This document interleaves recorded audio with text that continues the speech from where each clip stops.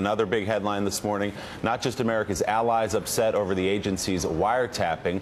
One of its staunchest backers, Senator Dianne Feinstein, is now calling for a full review of the mass data collection at home and abroad. The California Democrat who chairs the Senate Intelligence Committee says she's totally opposed to spying on U.S. allies. According to Senator Feinstein, Congress has not been adequately kept in the loop on all this. Feinstein also said the administration assured her the surveillance would not continue, a point some officials later challenged. While the president may be poised to order a ban on eavesdropping on friendly leaders, it's still unclear what exactly the White House knew and when.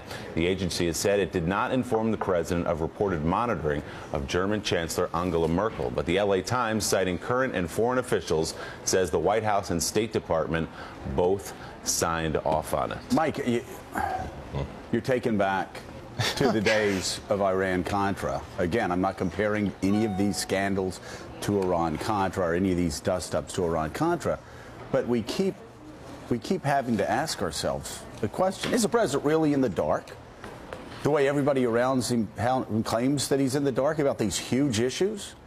And if he is that worse than if he had known about it?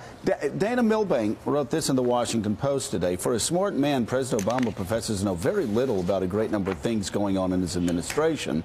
On Sunday night, the Wall Street Journal reported he didn't learn about until this summer, the NSA had been bugging the phones of German Chancellor Angela Merkel and other world leaders for nearly 5 years. That followed by a few days, a claim by HHS Secretary Sebelius that Obama didn't know about problems on the HealthCare.gov website before the launch. On issues including IRS targeting flap and the Justice Department's use of subpoenas against reporters, the White House have frequently given a variation on this theme. The question, what did Obama know and when did he know it? Answer, not much, and about a minute ago. Well, if he didn't know... I mean, not much, and about a minute ago. And so now we're hearing from from other people that he did know for 5 years that Angela Merkel and allies had been. I mean, this is bad. Well, the length of time that the program has been under operation, or at least the length of time that's been published, 5 years, perhaps it's been longer with various world leaders. But if he did not know, if you choose to believe the President of the United States, and I believe the President of the United States, I want to believe the President. Some reports suggest they've signed off on. They signed off on it, though. But if he didn't know, why did he not know? And the larger question is, do we have an out-of-control national security agency? Do we have a secret government in the shadows of government that the President of the United States, an elected official, doesn't know about? So our feed from the south of France is obviously up because I just heard groaning. Yes, that's groaning. Me. So Mika, thank you so much for showing up. And would you like to just pop right in and defend the president? Because God knows he needs somebody defending him this morning, given all the things going on.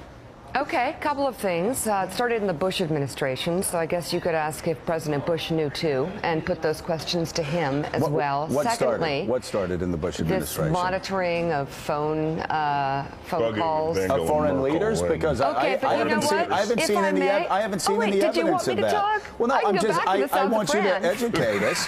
I want you to educate us. What report suggests that George W. Bush tapped the phones of world leaders? When did this start? 4 or 5 years ago, about this same time. It was 2002. The tapping of foreign leaders? Yes. Yeah. And so you have to apply the same questions to President Bush, first of all, whether they do or do not know. And I think Barnacle brought up the biggest point, and that is the NSA overreaching in its power? Is this something people want done, but they don't want to hear about it? You've got to look at that part of it, too, because we could apply this to a couple of the different issues that we complained about or argued about on our set about the conduct of the Bush administration.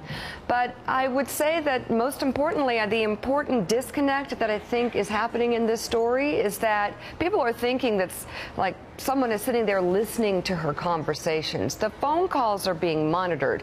That's different than tapping the phone. Well, great comment about this was Gene. Gene. Well, Am I wrong? I did write about this this morning, actually, and I was reading that.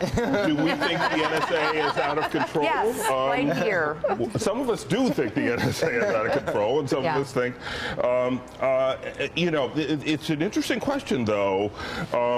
We don't know all about what the president knew and when he knew it, and but it is certainly outrageous to me that the NSA would think it could, like, tap the phone, monitor the phone of the German chancellor without telling anybody. And Gene, since you wrote on this, help me out. Is there evidence that George W. Bush had the NSA tap the phones of our top allies in Germany? No, Joe. France. Or reports. Is there evidence of that? Reports in my newspaper and in other newspapers from the reporters who are well sourced in this say that this program of, snoop on your friends it started in 2002. So it had been going on for some time. So we haven't really delved yet into, what was it different in the Bush years than the Obama years? Where was the NSA indeed doing this without letting people know? And that's a big question to me.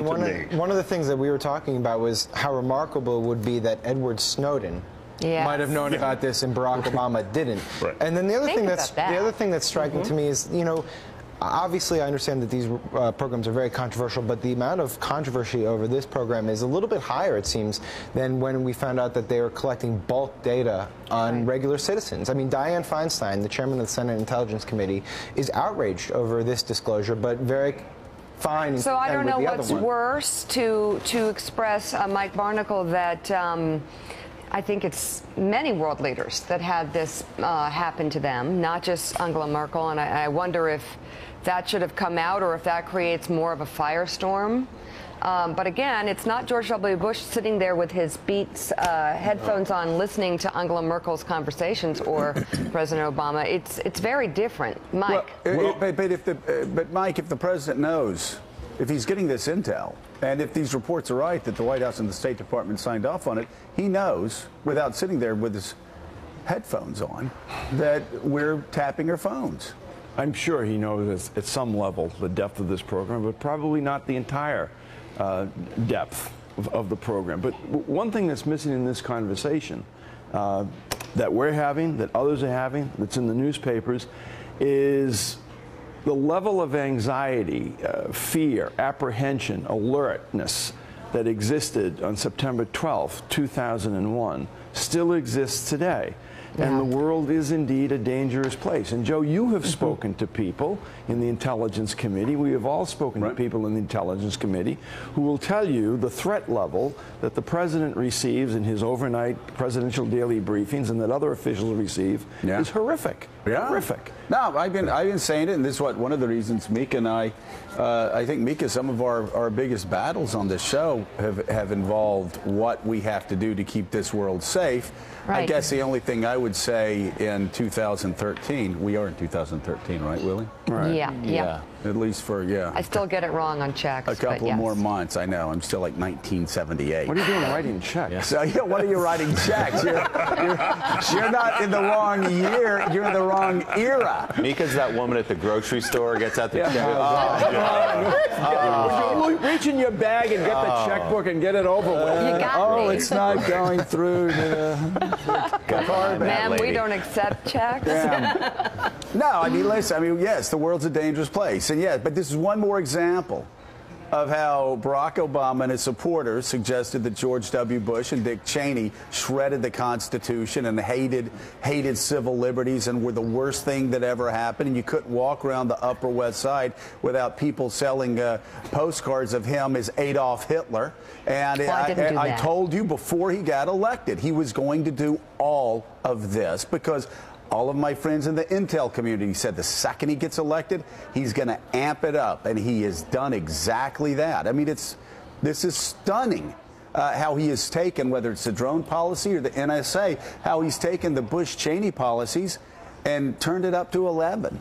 Well, no, in this case, it's just the Bush-Cheney policies continuing. Well, look, let's be honest. We don't know that. He has amped up some of the NSA scrutiny. He has amped up the drone program. There's no question about that, Joe. He stopped torture and he closed the secret CIA prison. There is that. So there's a lot that Bush and Cheney did. He stopped waterboarding. Yes, he stopped waterboarding. Bush waterboarded. Under Bush's policy and under that program, 3 people were waterboarded. And they had already stopped waterboarding in 2005, so thank God he got elected. You know, the world loves us so much more today than they did. You guys were all right.